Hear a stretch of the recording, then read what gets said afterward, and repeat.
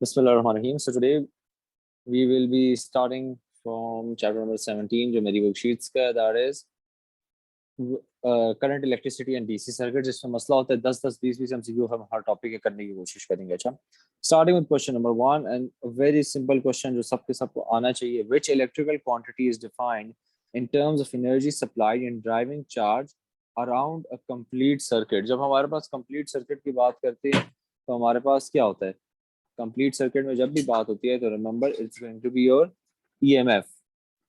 अब ये वर्ड देखें again, driving charge around a complete circuit across a component, ये दो चीजें आपके पास इसमें डिफरेंस आ जाता है। अगर अक्रॉस अ कंपोनेंट होता है तो आपका पोटेंशियल डिफरेंस होता है, ऐसे आपके पास ईएमएफ होता है। And one more thing guys, no chatting in the okay, chatting नहीं करनी। I am gonna start kicking students out अगर ज्यादा फजूल की बात है उधर की। Question number 2, a student sets up a circuit containing a battery of 2 cells and 3 lamps as shown. Which is the correct diagram for this arrangement? तो जब ऐसे आपके पास कोई क्वेश्चन आता है, आप लोगों ने सिर्फ ये देखना है कि इधर हो क्या रहा है। You can see the two bulbs are in parallel to each other, ये दो पैरेलल में, और उसके बाद आपके पास क्या है, ये वाला सीरीज में। दो सेल्स आपके पास लगे हुए हैं। अब इस क्वेश्चन में तो इन्हें नहीं किया, बट आपको एक और चीज भी देखनी चाहिए कि ये पॉजिटिव नेगेटिव, इसमें देखिए दोनों पॉजिटिव है, मतलब टुवर्ड्स द राइट है। इन सब में टुवर्ड्स द राइट है, मगर ये भी एमसीक्यू में आ सकता है अगर ये थोड़ा जो लेफ्ट हो जाए। ओके, सो इसका पास आपके पास आंसर ए आ जाएगा। Why? Because we have two cells, we make the two cells, then you make one bulb, जो आपके पास एक बल्ब आ जाता है, and then you make the two other bulbs. इस तरीके से आपको सर्किट बनाने का भी थोड़े एमसीक्यूज हैं जीसी में भी। अगेन क्वेश्चन नंबर 3 थोड़ा सा हमारे पास वो आ गया, डायोड आ गया, सेमीकंडक्टर डायोड, तो इसका भी कॉन्सेप्ट हम लोग कवर कर लेंगे। In which circuit does the lamp light. अब सेमीकंडक्टर डायोड जो आपके पास ये बना हुआ है, इसका काम क्या होता है? ये सिर्फ एक डायरेक्शन में इलेक्ट्रिसिटी अलाउ करता है। अच्छा, मतलब सिर्फ इस डायरेक्शन में, जिस डायरेक्शन में इसका मुंह होता है ना, उस डायरेक्शन में आपके पास इलेक्ट्रिसिटी जाती है। इसका आप लोग ग्राफ भी आप लोगों को आना चाहिए। ओके, इसका ग्राफ भी इस तरीके से होता है। थोड़ा सा इसको, it needs specific amount of voltage before ये कंडक्ट करता है। अच्छा, तो इस तरीके से इसका ग्राफ होता है। ग्राफ भी आप लोगों को आने चाहिए, तो इसका आंसर सिंपली आपके पास सी आ जाएगा। क्यों? क्योंकि आपके पास देखिए करंट इधर से जाती है, it passes passes passes passes passes and comes back, circuit complete. Okay, question number 4। अच्छा sir, can you show all the graphs that we are required to know. ऐसे तो आसाम आपके पास इतने ज्यादा ग्राफ्स हैं, मैं आप लोगों को ऐसे कैसे दिखा सकता हूँ, मतलब सारे के सारे, बट साथ साथ जो जो आया करते रहेंगे। अब ये पोटेंशियल डिवाइडर सर्किट जो होता है ना, इसमें काफी ज्यादा मेरे ग्रुप में भी देखा है बच्चों को मसला हो रहा होता है एवरीथिंग। अब पोटेंशियल डिवाइडर सर्किट नाम से मुश्किल लगता है, अब होता क्या है, if you guys ever go and see this on, मतलब गूगल पे सर्च करते हैं, बहुत मुश्किल सा डायग्राम आ जाता है आपके पास। बेसिकली पोटेंशियल डिवाइडर सर्किट आपके पास दो सीरीज है, सही है। सीरीज में आपके पास दो रेजिस्टर लगे हैं, रेजिस्टर 1 एंड रेजिस्टर 2। देखिए this is a potential divider circuit. क्यों? क्योंकि इसमें पोटेंशियल डिफरेंस डिवाइड हो रही है। अगर मैं इधर एक वोल्ट मीटर लगा दूंगा या आउटपुट में इस तरीके से कर दूं, सही है, तो ये मेरे पास एक पोटेंशियल डिफरेंस मुझे दे रहा है, और अगर मैं इसको तरफ कर दूं तो ये मुझे दूसरी पोटेंशियल डिफरेंस दे रहा है। तो ये पोटेंशियल डिवाइडर सर्किट होता है आपका, सही है। सिंपली अब हम लोगों ने क्वेश्चन में देखना है। गाइज मैं आंसर्स देख लूंगा, आप लोग खैर चैट बॉक्स पे इतना फोकस ना करें जब तक सवाल ना हो। Okay, each potential divider circuit divider is placed in a circuit with a power supply. Which potential divider makes the potential energy across component y increase? तो potential difference क्या करना है, हम लोगों ने increase करना है when the light intensity increases। y के across हमने increase करना है potential difference कब? जब light intensity। अब एक बात याद रखें, जब भी लाइट इंटेंसिटी का सवाल होगा तो आपके पास एलडीआर आ जाएगा। इसमें एलडीआर और रजिस्टर है, दूसरे में आपके पास थर्मिस्टर है। अब थर्मिस्टर का तो कोई काम ही नहीं है, तो सी और डी तो बिल्कुल ही निकल गए। अब now this is called educated guess. आप लोगों ने करना क्या, जब भी आपको कोई सवाल मिले, आप लोगों ने पहले गलत वाले निकाल देना जो बिल्कुल ही गलत होते हैं। ओके, तो उसको निकाल के अब आपने इन दोनों में देखना है। अब होगा क्या, now you write down the scenario, scenario लिखा करें स्टेप बाय स्टेप, इसी तरीके से आपकी आदत भी बनेगी, and this is gonna save you a lot of marks. And number 2, अच्छा मतलब एलिमिनेशन मेथड आपकी थी करेक्ट। सो एलडीआर आ गया आपका।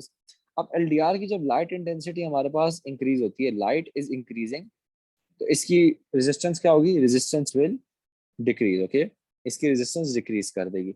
अब इसकी रेजिस्टेंस डिक्रीज हुई है तो क्या हुआ, एलडीआर की रेजिस्टेंस डिक्रीज हुई है तो दूसरे वाले में आपके पास इंक्रीज हो जाएगा, सही है। तो आंसर सिंपली क्या है, देखें एक्स की आपके पास रेजिस्टेंस कम हो गई है तो इसकी पोटेंशियल डिफरेंस भी फॉल करेगी। वाई की, क्योंकि उसकी फॉल की है तो पोटेंशियल डिवाइडर सर्किट में टोटल आपके पास सेम रहता है तो इसकी पोटेंशियल डिफरेंस सिंपली इंक्रीज हो जाएगी। तो answer is going to be A. B क्यों नहीं हो सकता आंसर, क्योंकि बी में अगर देखें इसकी हमारे पास रेजिस्टेंस गिर रही है तो इसकी पोटेंशियल डिफरेंस भी फॉल कर रही है। ओके, ये मेरी बात याद रखें। सर समझ नहीं आया, देखिए आप लोगों ने ऐसा जब भी पोटेंशियल डिफरेंस का सवाल हो आपने ये सिनेरियो लिखना है कि एल डी आर है, लाइट इंक्रीज हुई है, this is how I right double arrow, increase हुई है, रेजिस्टेंस क्या हुई है मेरे पास, डिक्रीज हो गई है। अब रेजिस्टेंस क्योंकि मेरे पास डिक्रीज हो गई है, अब क्या होगा, अब मैंने इस सिनेरियो को इम्प्लीमेंट करना है इस क्वेश्चन में। अब इधर देखें आप, एक्स जो है, एक्स क्या है, एल डी आर है राइट, इसकी क्या हो रही है, रेजिस्टेंस डिक्रीज हो रही है। If its resistance is decreasing, इसकी पोटेंशियल डिफरेंस भी क्या हो रही है, डिक्रीज कर रही है ना। V is directly proportional to R, simple जो आपके पास इसकी इक्वालिटी बन जाती है, प्रोपोर्शनैलिटी। तो इसकी अगर पोटेंशियल डिफरेंस डिक्रीज होगी तो दूसरे की देखें ऑटोमेटिकली इंक्रीज हो जाएगी ए, क्योंकि देखें आपके पास यही सर्किट है ना। अगर हम इसकी भी बात करें, लेट्स सपोज इसकी 50 ओम्स है, इसकी 100 ओम्स है, सही है। अब इसके अक्रॉस हमारे पास 20 है, इसके अक्रॉस 10 होगी, सही है। अगर ये भी अब 50 हो जाए, if I change this to 50, तो दोनों के अक्रॉस 15 15 हो जाएगी। तो इस तरीके से आप लोगों ने इसको याद रखना है और समझना है, सही है। जी जी, पीडी इज नहीं, PD is potential difference, resistance R से होता है, PD is potential difference, short form में लिख रहा हूँ of course bar bar. Okay, सवाल है आराम से लिखें, एक लाइन में सवाल लिखें, मैं पढ़ूँ मैं आपको जवाब दूँ, अलिशबा करेंगे सब कुछ हो जाएगा। Sir what's your YouTube channel, my YouTube का चैनल अभी के लिए नाम ये है Cosmo underscore PHYS physics. Okay, so कर लें। Okay, question number 5 again formula based है और थोड़ा सा आपको आना भी चाहिए। A cell has an electromagnetic electromotive force EMF of 1.5 volts. What does this statement mean? अब देखिए एक चीज आपको याद होनी चाहिए कि फॉर्मूला क्या है, EMF is work done per unit charge, सही है। अब यूनिट चार्ज का मतलब चार्ज आपके पास क्या होना चाहिए, 1 होना चाहिए। बाय डेफिनेशन यूनिट का जब हम लिखते हैं यूनिट चार्ज हम बोलते हैं, तो मतलब इसका ये यूनिट का मतलब एक, तो नीचे चार्ज क्या होगा, एक। तो आप पहली बात तो देख लें कि आपके पास आंसर में एक एक कौन सा है, ए के अलावा तीनों में आपके पास 1 कॉलम चार्ज है। ओके, अब क्या है, work done per unit charge. Now मुझे आप लोग ये बताएं, इलेक्ट्रोमोटिव फोर्स है तो क्या है, अराउंड अ कंप्लीट सर्किट होगा, ये भी बात आपको पता है। तो आप लोग पहले क्वेश्चन नहीं देख रहे, अच्छा ए तो बिल्कुल ही गलत है। अब दूसरा क्या है आपके पास, the cell converts 1.5 joules of energy when driving 1 coulomb charge around a complete circuit. See the cell converts 1.5 joule energy per second while when driving 1 coulomb of charge around a complete circuit। देखिए D भी नहीं है क्योंकि what नहीं होता, joule है आपके पास, work done is energy, तो ये जाउल होगा। तो बी और सी, अब बी और सी में से फर्क क्या है, ये पर सेकंड है। देखिए पर यूनिट टाइम है, हम लोगों ने किसी डेफिनेशन में पर टाइम नहीं बोला, पर यूनिट टाइम नहीं बोला, पर हमने यूनिट चार्ज बोला है, तो इसलिए बस बी आंसर है ना। इधर व्हाट हैपेंस इज इधर स्टूडेंट्स मार्क्स लूज करना स्टार्ट कर देते हैं। This question is easy, but अगर आप सारे के सारे ऑप्शन ना देखें, your concept is not clear, you gonna mess up this question and this is where you guys lose your marks. Question number 6, which two changes to a metal wire both increase resistance। अब देखिए resistance increase करनी है हम लोगों ने, resistance का formula हमारे पास, resistance is equal to resistivity multiply by length divided by your cross sectional area. अब देखते हैं, और दूसरा हमें ये पता होना चाहिए जब भी हमारे पास टेम्परेचर इंक्रीज होता है, सही है, और जब टेम्प इंक्रीज होता है तो हमारे पास जो रेजिस्टेंस है वो भी इंक्रीज हो जाती है। क्योंकि मेटल वायर की बात हो रही है, थर्मिस्टर की बात नहीं हो रही है। अच्छा थर्मिस्टर में ऑफ कोर्स ऑपोजिट होता है, but metal wire is ohmic conductor जिसको हम लोग कहते हैं, तो उसमें याद रखें टेम्परेचर ज्यादा हुआ, रेजिस्टेंस ज्यादा हो गई। तो अब देखते हैं डिक्रीजिंग इट्स लेंथ, तो देखें बोथ इंक्रीज, लेंथ डिक्रीज की तो रेजिस्टेंस कम हो गई, प्रोपोर्शनैलिटी हमारे पास डायरेक्ट बनती है इधर, सही है। Increasing its length and decreasing its temperature, length तो इंक्रीज होगी, टेम्परेचर डिक्रीज कर रहे हैं तो क्या हो रहा है, उल्टा काम चल रहा है। Decreasing it's thickness and increasing its temperature, तो देखें इनवर्स प्रोपोर्शनैलिटी, अगेन प्रोपोर्शनैलिटीज याद रखनी है, इस क्वेश्चन आते हैं स्पेशली आपके पास व्हाट डू यू कॉल उसमें, sorry I forgot I was saying, proportionality IGCSE के ज्यादा क्वेश्चन इसमें आते हैं। अच्छा जी जी, एरिया और हम डायमीटर को एक ही लेते हैं, अगर डायमीटर ज्यादा हो रहा है मतलब एरिया भी ज्यादा हो रहा है। सही है, सनान आपको मिल जाएंगी, ग्रुप में शेयर हो जाएगा इसका लिंक।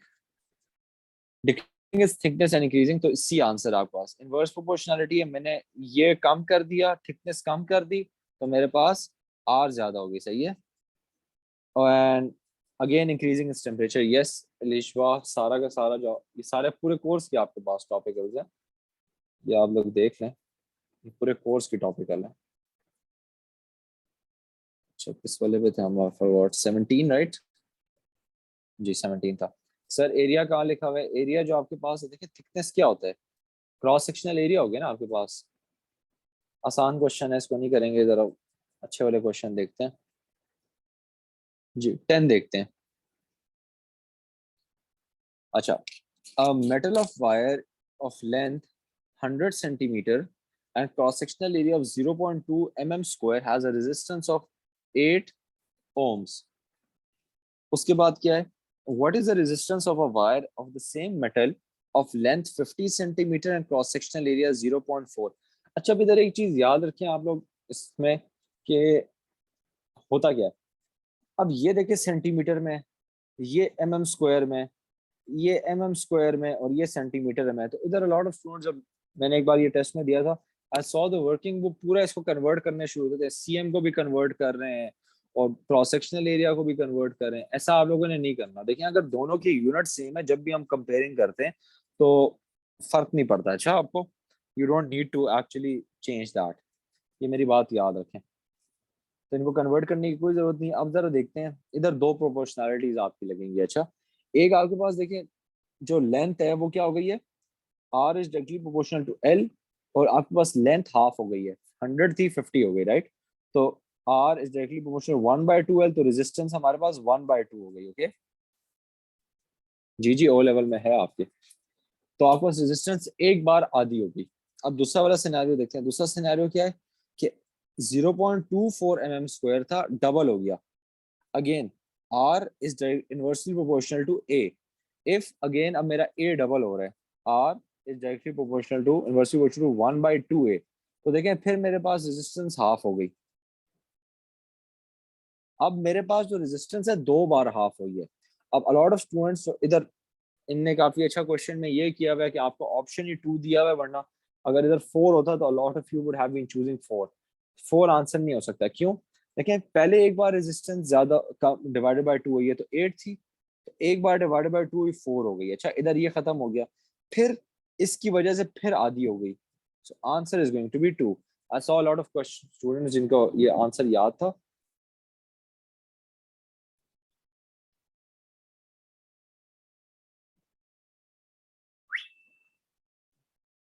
अच्छा देखिए ये जो क्वेश्चन देखे आप जरा सब चैट में क्वेश्चन पढ़ लें, काफी अच्छा क्वेश्चन इन्होंने पूछे जी, सब जरा एक बार चेक कर लें, फिर मैं एक्सप्लेन कर देता हूँ ये।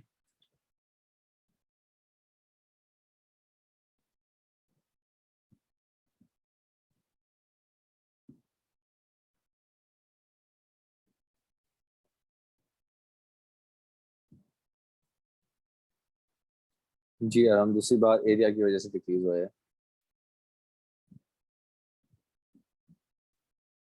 अच्छा अब उनने सवाल ये पूछा है कि एरिया और जो डायमीटर है उसको हम लोग किस तरीके से रिलेट करते हैं। अब resistance is inversely proportional to area. Okay, now one thing that you need to, नहीं मैंने कुछ लिखा ही नहीं है अलीश भाई, I wasn't writing anything। आप देखें, एंड वैसे बाकियों को क्लियर है कि मेरे सामने मेरी अपनी स्क्रीन पड़ी होती है तो आए मुझे पता चल जाता है कब स्ट्रक है कब नहीं। सो रेजिस्टेंस, अब उनने दूसरी जो बात की है, आर इज इनवर्स। अब एरिया का फॉर्मूला क्या होता है, what is area, pi R square right. आप पाई आर स्क्वायर ले लें, पाई डी मतलब वो डी स्क्वायर डिवाइडेड बाय 4 ले लें, बात यही होती है। अब जब थ्योरेटिकल क्वेश्चन आते हैं आपके पास जिसमें आपने वर्किंग नहीं करनी होती, सही है, वर्किंग आपने नहीं करनी, तो उसमें तो आप स्ट्रेट अवे लिख देते हैं, अगर आपके पास रेडियस या डायमीटर इंक्रीज हुआ है तो आपके पास क्या हुआ, रेजिस्टेंस फॉल हो गई, बिकॉज ये दोनों चीजें प्रोपोर्शनल है। हाँ, जब आपको वो आपने मैथमेटिकली सॉल्व करना होता है तब एक क्वेश्चन आगे आएगा, वो मैं आपको करवा भी दूंगा इंशाल्लाह। उसमें से इंशाल्लाह वो फिर समझ आएगा कि क्या होता है। बट थ्योरेटिकल में डिक्रीज है, these two things are theoretical, मतलब जब वर्डिंग लिखी होगी कि इतनी मतलब रेजिस्टेंस डिक्रीज हो गई है, समथिंग लाइक दैट। जी जी मोज माज, आपकी बात सही है, ये वाली भी बात सही है। जी जी, it is inversely proportional to the square of the diameter, वो बात है। अच्छा, the diagram show the circuit, ये तो इजी है, easy easy easy easy easy. ये वाला करते हैं फिर, एक potential divider circuit. Question number 13 पढ़ लें एक बार फिर जरा करते हैं। अच्छा,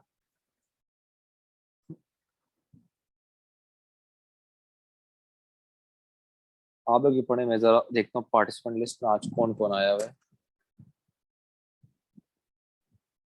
सर आपको इजी मुझे मुश्किल क्यों लग रहा है, कि मैं टीचर हूँ आप स्टूडेंट है, आप लोगों ने अभी पढ़ना है।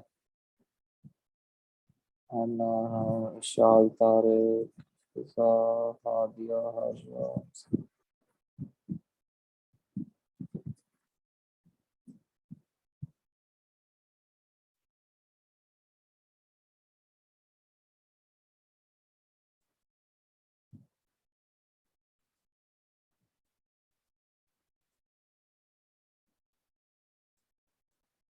करते हैं, देखते हैं, मैं भी सवाल बोलो। अच्छा, इधर सिर्फ एक काम करें, चैट बॉक्स में एक क्वेश्चन है मेरा, पेशावर के जो स्टूडेंट्स हैं जरा वो करें, चैट बॉक्स में से अपने को हाईलाइट करते हैं, अपना नाम लिखते हैं, the ones that are from Peshawar and their school if they could do so। अच्छा, ये अलग आपको तो मैं जानता हूँ, खैर है। अच्छा, question number 13, components x and y can be inserted to complete the circuit below। The completed circuit is a potential divider in which the potential difference across component y increases। अब देखिए y के across क्या होगा, मतलब increase होगा। अब increase क्यों होता है, पोटेंशियल डिफरेंस हम लोगों ने रूल पढ़ लिया कि इसके अक्रॉस रेजिस्टेंस इसकी इंक्रीज होनी चाहिए, सही है, या तो इसकी आपके पास रेजिस्टेंस इंक्रीज हो या तो एक्स की रेजिस्टेंस डिक्रीज हो, तो उस केस में इसके पास इंक्रीज हो जाएगी। अच्छा, अब हम लोगों ने करना क्या है, which row shows the component x and y. Temperature increase, देखिए टेम्परेचर इंक्रीज है तो फिर आपके पास फिर थर्मिस्टर आ जाता है, तो मेरे ख्याल में ए और बी तो बिल्कुल ही गलत है। अब सी और डी देखते हैं हम लोगों ने। अब टेम्परेचर इंक्रीज हो रहा है, थर्मिस्टर में क्या होता है, जब टेम्परेचर आपके पास इंक्रीज होता है, so your resistance is gonna decrease. Temperature increase हुआ, रेजिस्टेंस एलडीआर में भी होता है, लाइट इंक्रीज होती है, ये डिक्रीज कर जाता है। अच्छा, अब टेम्परेचर इंक्रीज हो गया, रेजिस्टेंस डिक्रीज हो गई। अब हम लोगों ने क्या करना है, हम लोगों ने इसके अक्रॉस वी की जो पोटेंशियल डिफरेंस है इसकी रीडिंग को इंक्रीज करना है, सही है, इसकी रीडिंग हम लोगों ने इंक्रीज करनी है। अब हम लोग इस तरीके से करेंगे, दो तरीके मैंने बताए हैं, या तो इसकी रेजिस्टेंस इंक्रीज करें या तो एक्स की रेजिस्टेंस को डिक्रीज करें। अब इस केस में अगर हम लोग देखें, it's very simple over here, लेकिन रेजिस्टर को तो हम चेंज नहीं कर सकते, राइट। तो रेजिस्टर को तो हम चेंज नहीं, हम दूसरे वाले एक्स कंपोनेंट को चेंज, मतलब दूसरे कंपोनेंट को चेंज करते हैं। अब थर्मिस्टर का क्या हो रहा है, रेजिस्टेंस डिक्रीज हो रही है, so we need to have a thermistor over here. इधर अगर आपके पास थर्मिस्टर होगा और इधर आपके पास रेजिस्टर होगा, तो व्हाट विल हैपन, जब टेम्परेचर मेरे पास इंक्रीज होगा, my temp is going to increase, my resistance will decrease, जिसकी वजह से the potential difference across y will increase।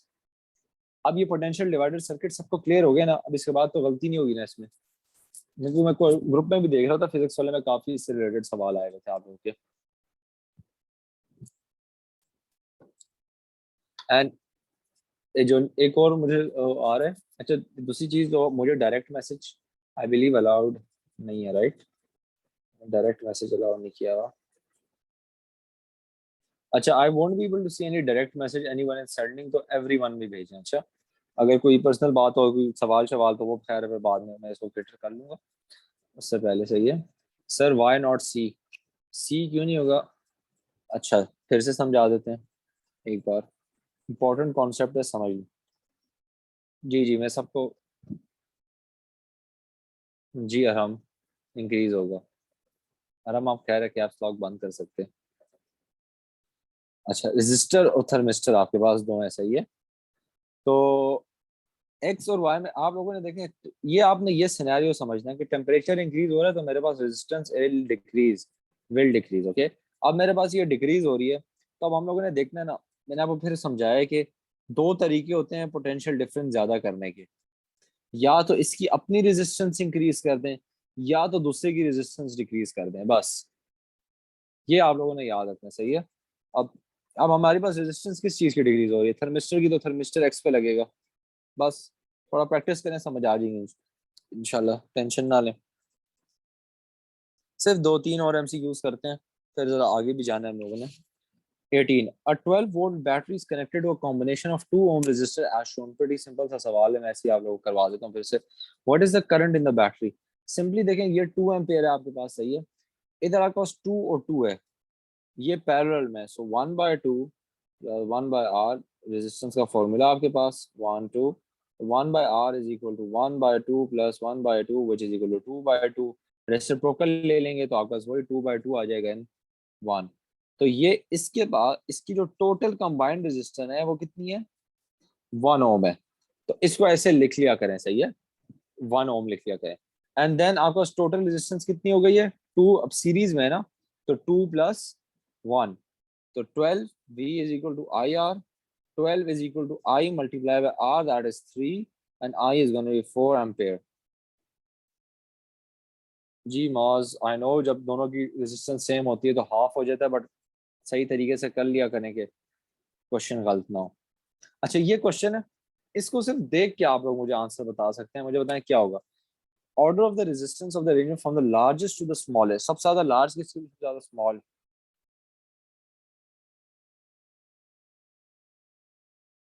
C x Y, नहीं सी एक्स वाई तो नहीं है, Z, sorry, Z Y X, क्या आता है आंसर, डी आता है, देखें आप सबको आ गया, जी जी जी, बस काफी है। एंड इधर हम लोगों ने थोड़ा, अब ये आप लोग वर्कशीट है, ये आप लोग वर्कशीट बैठ के करें, वर्कशीट में ग्रुप में एक बार फिर भेज दूंगा, खैर है उसका इशू नहीं है। अब जरा जाते हैं जल्दी से इलेक्ट्रोमैग्नेटिक इफेक्ट्स पे। इलेक्ट्रोमैग्नेटिक इफेक्ट्स कौन सी वर्कशीट थी, मेरे ख्याल में ये वाली है, ये तो इंडक्शन है। ये वाला magnetic effect, just let me see, जी जी, ये वाली वर्कशीट जरा करते हैं। अच्छा, ये सारी वर्कशीट आप लोग भेज देगी, जी जी, ये वाला नहीं करते, अगली वाली वो कर लेते हैं। अच्छा सनान, एक बार आप करें मैसेज, एंड इनकी एमएस इनके एंड में लगी हुई है, ये पूरी वर्कशीट्स बनी हुई है, आई बिलीव, ये देखें एमएस है, नीचे थ्योरी भी है, तो थ्योरी को आप कभी इस्तेमाल ना कर सके, किया होगा स्टूडेंट्स ने तो, बट पेपर कैंसिल हो गया तो ये सारा का सारा। ओके, सेकेंडली ये स्टार्ट करते हैं, ये जरा इंपॉर्टेंट है। अच्छा, if a current carrying coil is placed in a magnetic field, सही है, करंट कैरिंग कॉइल तो मतलब ये मोटर की कॉइल है। अच्छा, या मोटर की कॉइल ना भी, वैसे जनरेटर में भी क्योंकि बन जाती है एसी में, तो which affect does the coil experience, current इसमें से जा रही है, मैग्नेटिक फील्ड एग्जिस्ट करती है, सही है, तो it's gonna have a turning effect. अब टर्निंग इफेक्ट नहीं भी आता ना तो मतलब ए बी सी सारे गलत हैं, शेप कभी चेंज नहीं होता, वेट चेंज नहीं होता, रिजल्टेंट फोर्स चेंज नहीं होती, तो आंसर तो सिंपली आपके पास डी आ गया, सही है। Sir how do we know which one is motor and one which one is AC generator. देखिए सबसे सिंपल बात तो आप लोग ये समझे, जिसमें आपका स्लिप रिंग्स लगे होते हैं वो आपके पास मोटर होती है, जिसमें स्प्लिट रिंग कम्यूटेटर लगा होता है वो आपके पास, ये मेरे ख्याल में कोई आगे इमेज हो तो मैं आपको इससे समझा देता हूँ, एक होगी मेरे ख्याल में, इधर है भी, मैं देख रहा था, जो दोनों को कंपेयर करे। अब ये वाला जो आपके पास है, देखें ये जनरेटर है, जिसमें दो होते हैं ना वो जनरेटर होता है, जिसमें एक होता है वो आपके पास मोटर होती है। मोटर का मुझे कोई सवाल नहीं मिल रहा, वरना मैं आप लोग को करवा देता, पता नहीं, खैर बाकी वर्कशीट्स में भी होगा।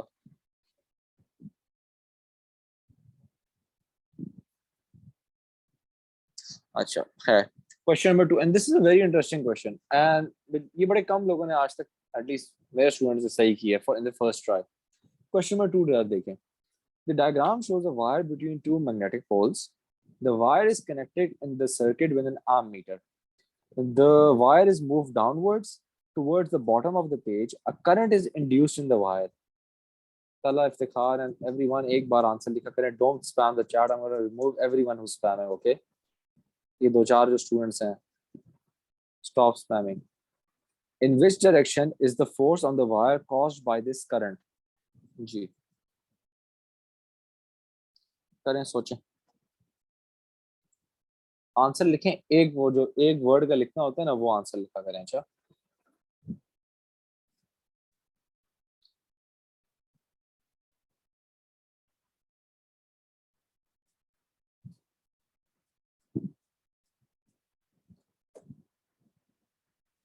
देखिए सारे गलत हैं.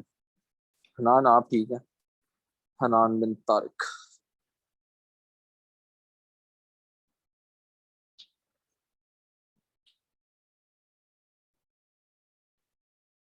जी अब तो सभी डी बोलेंगे. अब तो सबने देख लिया हनान ने क्या बोला था. अच्छा, तो देखिए क्वेश्चन ये है, the wire is move downwards towards the bottom of the page. अब अच्छा हमजा आपने क्या लिखा है, जब हम एफ एल क्या होता है, फ्लेमिंग्स लेफ्ट हैंड अच्छा रूल यूज करते हैं, तो मैग्नेटिक फील्ड फाइंड करने के लिए हमें second finger south to north का डायरेक्शन में रखना होगा. नहीं, नॉर्थ टू साउथ होता है आपका. याद रखिए magnetic field lines are always from the south, north to the south. सही है. अच्छा, अच्छा अब इस क्वेश्चन में हम लोगों ने करना क्या है, अब देखें इधर दो काम हो रहे हैं. पहले आपके पास वायर इंड्यूस हो रही है, current is induce in the wire. याद रखिए जब भी हम इंड्यूस की बात करते हैं हम लोग तब राइट हैंड रूल इस्तेमाल करते हैं, राइट हैंड रूल. और आपके पास जो जनरेटर होता है उसमें क्योंकि करंट प्रोड्यूस हो रही होती है तो उसमें भी राइट हैंड रूल इस्तेमाल होता है. सही है. सेकंड जो आपके पास है, फिर क्या हो गया जब करंट हो गया, तो force of a current carrying conductor, आप लोगों को पहले भी मैंने बताया हुआ है, force on a current carrying conductor, ये आपके पास हो जाता है लेफ्ट हैंड रूल. सही हो गया. तो पहले राइट से हम लोग इंड्यूस करेंगे, लेफ्ट से फिर हम फोर्स देखेंगे. अब करते हैं जरा. अब राइट से हम लोग करें तो हमारे पास क्या है, डाउनवर्ड है तो थंब डाउन चला जाएगा, ये इस तरीके से चेंज हो जाएगा, तो करंट आपके पास इस डायरेक्शन में इंड्यूस हो गई. सही है. साथ साथ अगर आप लोग भी करते रहे, अगर मुझसे कहीं गलत हो जाए तो बता देना. अच्छा, उसके बाद क्या है, इन विच डायरेक्शन, अब इसकी वजह से क्या फोर्स है. सही है. अब इसकी वजह से हम लोग देखें हमारे पास करंट इस डायरेक्शन में आ गई, मैग्नेटिक फील्ड लाइंस टुवर्ड्स. अब आप लेफ्ट हैंड रूल इस्तेमाल करें. सही है. एक बार राइट हैंड रूल से कर लिया आप लोगों ने, राइट हैंड रूल से आप लोगों ने क्या किया, आप लोगों ने करंट इंड्यूस कर दी. जब मूवमेंट हुई पहली, तो इलेक्ट्रोमैग्नेटिक इंडक्शन की वजह से आपके पास ईएमएफ इंड्यूस हुआ, जिसकी वजह से करंट इंड्यूस हुआ. आई होप मेरे वर्डिंग से आप लोग डर नहीं रहे होंगे. सही है. तो समझे. अच्छा, ये वर्डिंग आप लोगों को आनी भी चाहिए. तो क्योंकि देखिए आपके पास एक मैग्नेटिक फील्ड थी, मैग्नेटिक फील्ड में आपने एक कंडक्टर घुमाया. सही है. कंडक्टर आपने घुमाया तो क्या हुआ, कट किया ना, आपकी फील्ड लाइंस कट हुई, तो आपके पास करंट इंड्यूस हुई. करंट इंड्यूस जब भी होती है याद रखें राइट हैंड रूल. आराम आप राइट हैंड रूल यूट्यूब पे वीडियो देख लीजिएगा, आपको समझ आ जाएगी. सही है. तो इसमें तो राइट हैंड रूल कैसे यूज हुआ, करंट जब इंड्यूस होती है, याद रखिए इंड्यूस का वर्ड इस्तेमाल हो या एसी जनरेटर की बात हो रही हो, आपके पास हमेशा राइट हैंड रूल होता है. सही है. फिर जब आपका करंट इंड्यूस हो जाए, पहले स्टेप में देखिए हमने करंट इंड्यूस किया, सब अपनी करंट इंड्यूस करें, सबकी डायरेक्शन ये आनी चाहिए.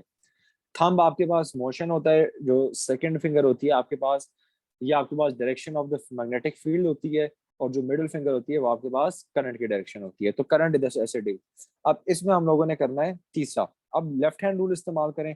करंट, तो आपके पास towards the top of the, आपकी मिडिल फिंगर ऐसे आएगी. सही है. जो करंट की डायरेक्शन है, सेकंड फिंगर इस डायरेक्शन में आएगी, और थंब आपका देखें ऊपर की तरफ है, तो आपके पास ये आ जाएगा. सही है.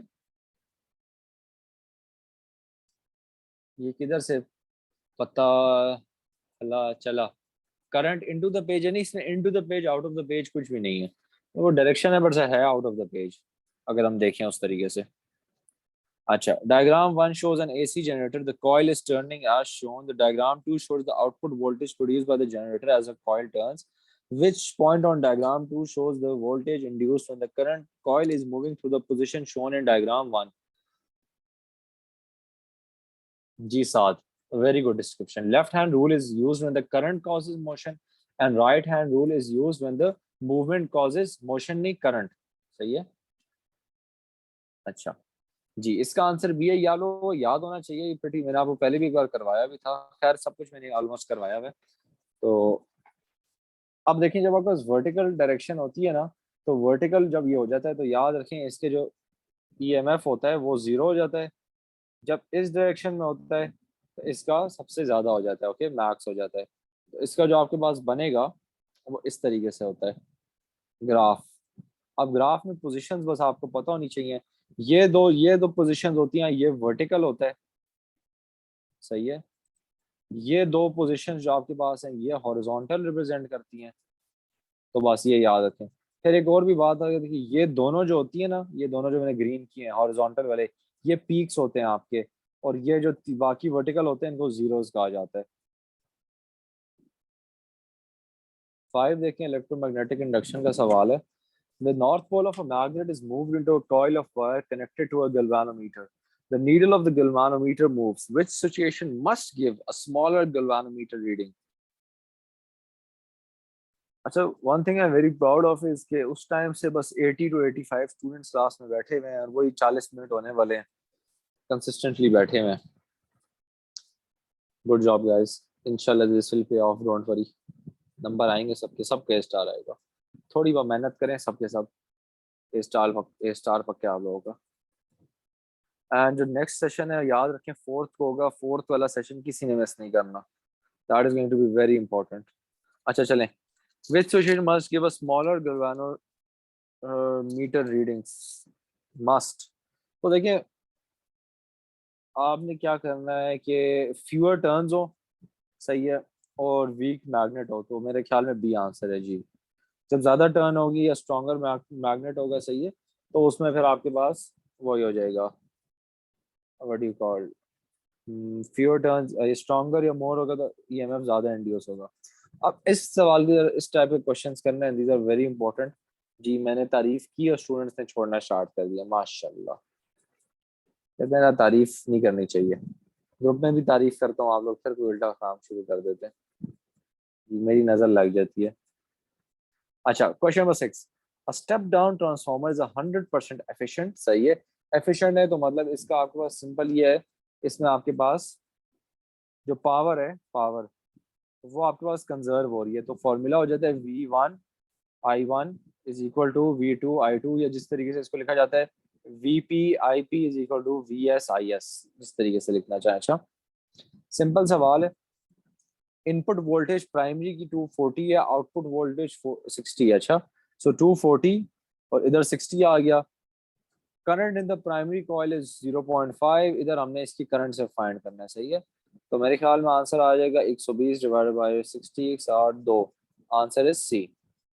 Very simple, okay. Question number 7, transformer का सवाल। ट्रांसफार्मर के भी सवाल मैंने देखे स्टूडेंट गलत कर रहे होते हैं। ये तो प्रीटी सिंपल, अब आप लोगों को रटा हो जाना चाहिए फॉर्मूला के साथ। अच्छा, तो simply VS divided by VP is equal to NS divided by NP। बहुत आप लोगों ने ऐसे भी VP divided by VS is equal to NP divided by NS पढ़ा होगा, सही है, सेम थिंग। अच्छा, फर्क नहीं है दोनों फॉर्मूलाज में। सिंपली वैल्यू सब्स्टिट्यूट कर दें। वोल्टेज, सेकेंडरी वोल्टेज कितनी है, 60, प्राइमरी वोल्टेज 12, सेकेंडरी कॉइल पे 50 टर्न्स है, इसमें आपके पास कितने हैं, एक्स। कर लें 5 10, एक्स इज इक्वल टू 10। अच्छा, एक चीज इधर आप लोग याद रखें, स्टेप अप ट्रांसफार्मर प्रोड्यूसेस, जो प्रोड्यूस होता है वो आपके पास याद रखें सेकेंडरी होता है। और जो इनपुट होता है ना, आउटपुट फ्रॉम और डैश इनपुट, तो ये इनपुट आपका हो जाता है। ये आपने बात जरा याद रखनी है, ओके। आउटपुट इनपुट को देखा करें। साथ आपका क्वेश्चन मैं आपको एक्सप्लेन कर दूंगा, वो इधर मैं अब ओपन नहीं कर सकता इस वक्त। An AC generator contains a coil that rotates at a rate of 4500 revolution per minute. What is the frequency of the alternative current? तो अल्टरनेटिंग करंट जो आपके पास होती है उसकी फ्रीक्वेंसी याद रखें, frequency is per unit time. जो hertz की डेफिनेशन है ना, पर यूनिट टाइम, एक सेकंड में कितना होता है, सही है। तो आपके पास क्या है, 4500 डिवाइड बाय एक मिनट है, तो मिनट में 60 सेकंड होते हैं। तो 75 सिंपली भी आंसर हो जाएगा आपका। Sir when the class last for, class है भी थोड़ा टाइम, जरा सब्र करिए। खैर है, एक 40 मिनट और। मगरिब के टाइम पे बस खत्म कर लेंगे। अगेन मैं फिर बता रहा हूँ, फोर्थ वाला सेशन जो आपको होगा इंशाल्लाह फोर्थ को, वो मिस नहीं करना किसी ने भी, वो आपका इंशाल्लाह ए स्टार बनाएगा। And this is a very interesting question, question जो कल ग्रुप में भी आया हुआ था। And again this is a question जो कोई सही नहीं करता। सही है जी, अगर रट्टा हो जाए तो आंसर सब पता है, बी आंसर है इसका, कल ग्रुप में भी डिस्कस हुआ था। But sir ji, space physics and momentum session, um I am gonna see, I don't have time, okay. तो हुआ तो कर लेंगे, डोंट वरी, वरना आप टॉपिकल्स करें, आप लोगों का हो जाएगा, टेंशन ना लें। अच्छा, अब इस क्वेश्चन में है क्या, 100% efficient transformer converts a 240 watts volts of input voltage to a 12 volts of output voltage. The output power of the transformer can be a maximum of 20 watts. इधर सारा मामला ये जो खराब किया ना, ये 20 वाट ने किया हुआ था बच्चों का। सही है। अब होता क्या है, the output is connected to two 0.3 ampere bulbs. तो दो आपके पास बल्ब हैं 0.3 एम्पेयर, इधर भी आपके पास 0.3 एम्पेयर। तो टोटल करंट आपके पास कितनी है, 0.6 एम्पेयर, ओके। फिर one of the bulb phase, how does the current in the primary coil change. Change तो पहले तो जरा फाइंड करेंगे ना, प्राइमरी कॉइल में थी कितनी। लेकिन टोटल करंट 0.6 है आपके पास, वोल्टेज 12 है। आपको वही फॉर्मूला आप इस्तेमाल करेंगे, V S I S is equal to V P I P. V S आपके पास 12 हो जाएगा, आई एस आपके पास 0.6 हो जाएगा, वी पी आपके पास, आई पी फाइंड करना है। मेरे ख्याल में आई पी 0.03 आता है राइट इस क्वेश्चन का, मुझे भी याद ही था। सब मैं कैलकुलेट कर लेता हूँ, 12 मल्टीप्लाई बाई 0.6 डिवाइडेड बाई 240, 0.03 है। नहीं, आंसर ना देखें आप लोग, आंसर ना बताएं, मैं अभी जो कैलकुलेट कर रहा हूँ वो बताएं मुझे। 0.03, अच्छा। आंसर पर रट्टा किया हुआ आप लोगों ने, 0.015 आंसर है, बस वो बोल दो। इस तरीके से नहीं क्वेश्चन समझे। अच्छा, अब क्या हुआ, अब एक बल्ब फेल हो गया, सही है, ये बल्ब फेल हो गया। अब याद रखें, ऐसे जब भी सवाल आते हैं, जब भी ये बल्ब फेल होता है या सब सब, देखिए दो चीजें लगी है ना। अब जब ये पैरेलल से सीरीज में जाता है, इसकी याद रखें रेजिस्टेंस डबल हो जाती है, रेजिस्टेंस क्या होगी, इंक्रीज हो जाएगी और डबल हो जाएगी। अब रेजिस्टेंस डबल होगी तो करंट क्या होगी, करंट हाफ हो जाएगी। तो पहले 0.6 थी, अब कितनी हो गई, डिवाइड बाई टू 0.3। सही है, 0.03, 0.3। तो करंट मेरे पास कितनी हो गई, 0.3। अब न्यू करंट मेरे पास कितनी है, 0.3। अब न्यू करंट मेरे पास है, मेरे पास वोल्टेज, अब मैं फिर पुरानी करंट फाइंड करूंगा, वही फॉर्मूला करेंगे, V S I S is equal to V P I P. तो 12 जो है 0.3 to 40 multiply by I P, अब हमारे पास आई पी आएगा 0.015। अब क्वेश्चन उन्होंने कहा हुआ है कि डिफरेंस क्या है बिटवीन द करंट, डिफरेंस क्या है, मतलब जो आपके पास what do you call, primary जो पहले थी करंट, प्राइमरी में और सेकेंडरी में।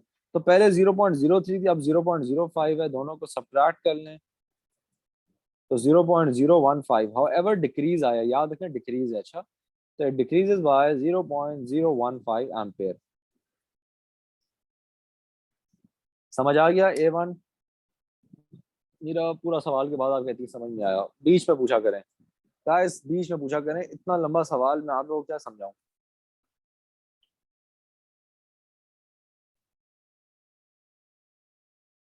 नहीं फिजा, अगर आप उस तरीके से करेंगे तो आपका कॉन्सेप्ट सही नहीं है ना। कॉन्सेप्ट आपका क्या है कि रेजिस्टेंस डबल होती है, तो उसकी वजह से करंट हाफ होती है। कॉन्सेप्ट अपना सही रखें, क्योंकि ऐसा सवाल ये तो इसमें है ना, कुछ क्वेश्चन होते हैं जिसमें थोड़ा चेंज भी होता है, तो उनमें फिर आप लोग आपको इशू होगा अगर आप इस तरीके से स्ट्रेट अवे करेंगे। गाइस, अगर कोई स्पेसिफिक क्वेश्चन है, स्पेसिफिक पार्ट में नहीं समझ आया, मुझसे पूछ लें, पूरा क्वेश्चन इज नॉट पॉसिबल, इतना टाइम नहीं है ना। Sir haven't seen this formula in O level, देख लें आज, खैर क्या करते हैं। बस इधर तो आईजीसीएससी की भी स्टूडेंट्स है ना। जी मैं थक गया हूँ, मुझे भी फील हो रहा है कि मैं थक गया हूँ थोड़ा सा। अच्छा, ये देखते हैं question number 11। Cables transmit electrical power from an output of a transformer at a power station to the input of the transformer at a substation. The power of the output and the transformer at the power station is 400 megawatts. The situation delivers which situation delivers the most power to the input at the transformer? ये तो मैंने आप लोगों को करवाया भी था जी 11। बताएं क्या होगा, आपको क्या चाहिए होता है? Potential difference should be what? Potential difference should be high and आपके पास जो डायमीटर ऑफ द केबल है वो बड़ा होना चाहिए। तो आपके पास पावर लॉसेस इस केस में सबसे कम होता है। पावर लॉस कम है तो आंसर सी है, हमने पावर लॉस करना। अगर स्मॉल होगा रेजिस्टेंस इंक्रीज होगी, रेजिस्टेंस इंक्रीज होगी तो पावर लॉस इंक्रीज होगा। अच्छा, अगेन ये वाला सवाल देखें, इसका जिसने आंसर दिया उसको समझ आ जाएगा सारा।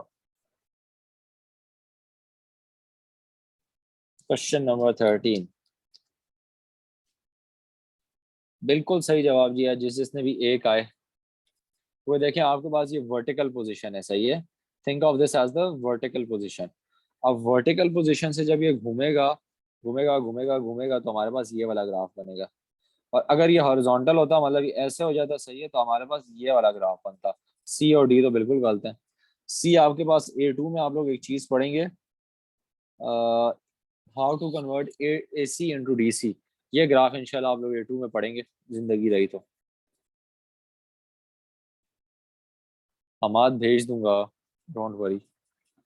अच्छा, the diagram shows an AC generator used to power a lamp. The coil rotates in a clockwise direction. Clockwise direction है तो बिल्कुल सिंपल से जी सलेमान। अच्छा सर सलेमान भी इधर है। यस सलेमान कैपेसिटर में पढ़ेंगे, करेक्ट। कैपेसिटेंस का जो चैप्टर है उसमें ये हम लोग चीज पढ़ी जाती है। Okay, so what do you see, what do you say? अच्छा, एसी जनरेटर है सर सलेमान, आप बताएं कि एसी जनरेटर में राइट हैंड रूल होता है या लेफ्ट हैंड रूल? किसी और ने जवाब नहीं देना।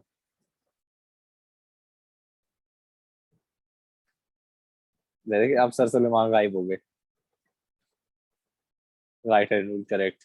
तो एसी जनरेटर जो आपके पास होता है उसमें आपके पास राइट हैंड रूल इस्तेमाल होता है। अब राइट हैंड रूल में हमारे पास करंट गिवन है, हमें उन्होंने कहा है कि क्या क्लॉकवाइज डायरेक्शन में रोटेशन है, तो हमारे पास फोर्स जो लग रही है वो इस डायरेक्शन में लग रही है ऊपर की तरफ।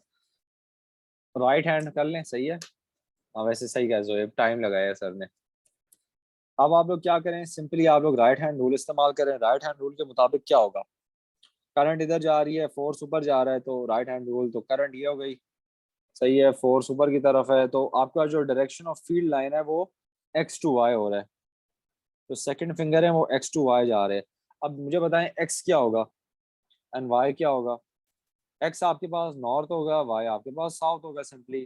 सो north and south, B answer है। थक गया मैं यार, आप लोगों ने देखें थका भी दिया। Straight is the right hand rule in the syllabus, of course, Amala. I hope that is your name and that's how आपका नाम प्रोनाउंस करना है। जी जी, राइट हैंड रूल हर जगह पे, राइट लेफ्ट दोनों आने चाहिए आपको। Question number 17, graph X shows the output from an AC generator। AC generator में हम लोग देखेंगे, सही है। तो क्या करना है, विच changes can be made so the generator produces graph Y। Graph Y हम लोगों ने प्रोड्यूस करना है। अच्छा, साथ ही आपका जैसे सवाल है जैसा आपने भी भेजा था। अच्छा गाइस, जस्ट 10 मिनट्स मोर, फिर गपशप लगाएंगे। गपशप में खैर है, बंदा नहीं थकता फिर। तो हमने ऐसा क्या करना है कि जनरेटर है ग्राफ Y प्रोड्यूस करे। देखिए सबसे पहले तो आप लोग देखें आपका टाइम पीरियड डिक्रीज हो रहा है। टाइम पीरियड याद रखें, जब भी डिक्रीज होता है तो आपने रोटेशन इंक्रीज करनी है। अब रोटेशन इंक्रीज होती है तो एक बात याद रखें, रोटेशन इंक्रीज करने से खुद ही जब आपके पास फास्ट होता है ना, जब आप फास्ट कटिंग करते हैं तो उसकी वजह से क्या होता है, आपके पास सिंपली आपका जो पोटेंशियल डिफरेंस है वो खुद ब खुद इंक्रीज हो जाता है। तो simply increase the number of, नहीं, increase the speed of the rotation only. Rotation increase होगी, टाइम पीरियड डिक्रीज हो जाएगा, और उसकी वजह से आपके पास जब टाइम पीरियड डिक्रीज होता है तो ईएमएफ इंड्यूस हो रहा है। Increase the number of coils only. अगर सिर्फ कॉइल्स इंड्यूस करें ना तो ग्राफ ऐसे बनता, फिर आपका टाइम पीरियड सेम रहता। मगर देखिए उन्होंने टाइम पीरियड भी चेंज किया, और टाइम पीरियड चेंज होने की वजह से आपके पास चेंज आया है, तो इसलिए आपके पास डी आंसर है। ये क्वेश्चन बताएं, पीक्स क्या होती हैं, जीरोस एंड एवरीथिंग, जल्दी से जल्दी से जल्दी से।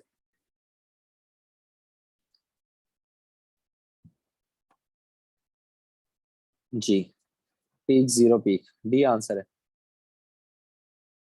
एंड विद दिस हम लोग सिर्फ थोड़े और सवाल करेंगे, एक और वर्कशीट के मैग्नेटिक इफेक्ट के थोड़े से सवाल करेंगे, दो चार ही, टेंशन ना लें, दो चार नहीं 10 तक करते। खैर, विच स्टेटमेंट अबाउट, अच्छा question number one very interesting. नहीं अनस just wait 10 more minutes everyone, फिर छुट्टी है, एंजॉय करेंगे फिर। Which statement about the direction of a magnetic field at a point is correct? जी बताएं। It is the direction of the force on the north pole placed at that point. Perfect Alishwa. अब ये आपके पास north pole है, ये आपके पास south pole है। Direction of field line north pole इधर हम लोगों ने रख दिया। अच्छा, अब नॉर्थ पोल की क्या फोर्स किस डायरेक्शन में लगती है? साउथ की तरफ है लगेगी, तो ए आंसर है। सर अभी छुट्टी दे दें? नहीं सुलेमान सर, खैर है, थोड़ा आप वेट करें आप भी। So what is the purpose of a commutator in a DC electric motor? जी डीसी इलेक्ट्रिक मोटर में क्या काम होता है इसका? आज मजे की बात है, सर सुलेमान कह रहे थे कि उन्होंने 8 बजे का सेशन रखते हैं, मैंने कहा नहीं आज एक सेशन होगा, आप बेशक कल रख लें। अच्छा, तो इसका काम क्या होता है? अच्छा वैसे, to reverse the direction of the current in the motor every half turn. सही हो गया। एंड 3 more क्वेश्चन बस, इसके बाद मेरी भी बस हो गई आज। The diagram shows a current carrying wire placed between two magnetic poles. The current is in the direction shown.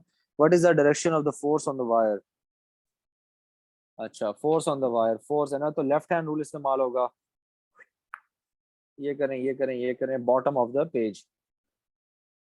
Guys bottom नहीं बन रहा? जी बॉटम बन रहा है।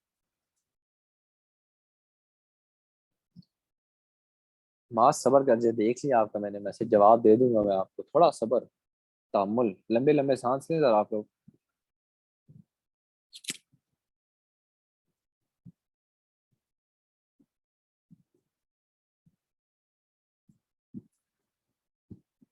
एमन सारे ग्रुप्स किए आपने, ग्रुप मेरे ख्याल में ज्वाइन लेट किया होगा।